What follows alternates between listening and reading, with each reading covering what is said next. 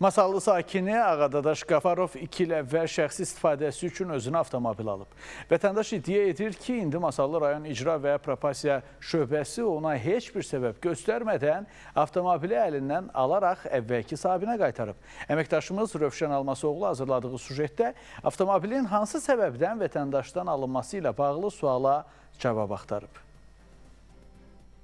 Masallı rayon Təzəkənd kənd sakini Ağadadaş Qafarov 2023-cü il iyul ayında Sumqayıt şəhərindən Mercedes markalı avtomobil alıb. Həmin vaxt maşının bütün sənədləri qaydasında olub. Ağadadaş Qafarov avtomobili rayona gətirdikdən sonra 25 gün ərzində öz adına rəsmiləşdirib və ona yeni dövlət nömrə nişanı alıb. Ağadadaş Qafarov avtomobili 2 ilə yaxın heç bir mane olmadan idarə edib. Bu ilin avqust ayında isə Masallı rayon icra və probasiya şöbəsindən ona zəng edərək avtomobilə baxış keçirmək üçün idarəyə gətirilməsi bildiriblər.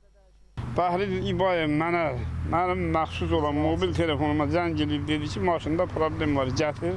Nəysə maşını apardı ora, maşını bizdən təhvil təslim eləməmiş, məndən zor və məcbur maşını aldı.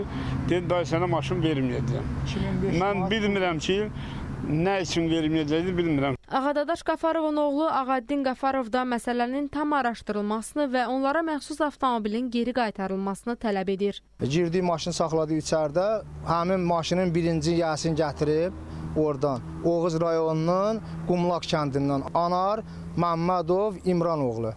Əslində o da cinayətkardır, o qanunsuz bizdən alıb maşını dələduzluq yolu ilə. Biz pulumuzun alınmasın, maşınımızın alınmasın, bir də Bəhruz İbayev icrasının cəlb olunmasını istəyir, cinayətə cəlb olunsun. Bu uğurluq gedir də. Avtomobilin hansı səbəbdən alınıb birinci sahibinə qaytarıldığını öyrənmək üçün Masallı rayon icra və probasiya şöbəsi ilə əlaqə saxladıq. Bildirildi ki, avtomobilin zərər çəkmiş şəxs və qanuni sahibi Anar Məmmədova qaytarılması Bakı şəhəri Xətai rayon məhkəməsinin icra sənədinə əsasən həyata keçirilib. Bununla bağlı Masallı rayon icra və probasiya şöbəsi tərəfindən icraat aparılarkən əmlakın Qafarov Ağadadaş Camaloğlu'nda olduğu müəyyən edilib. Ağadadaş Qafarov isə həmin avtomobili könüllü qaytarmaqdan imtina etdiyi üçün avtomobil şahidlərin iştirakı ilə tələbkar Anar Məmmədova təhvil verilib. Rövşən Almazoğlu, Diana Cəlali, Spice xəbər Masallı.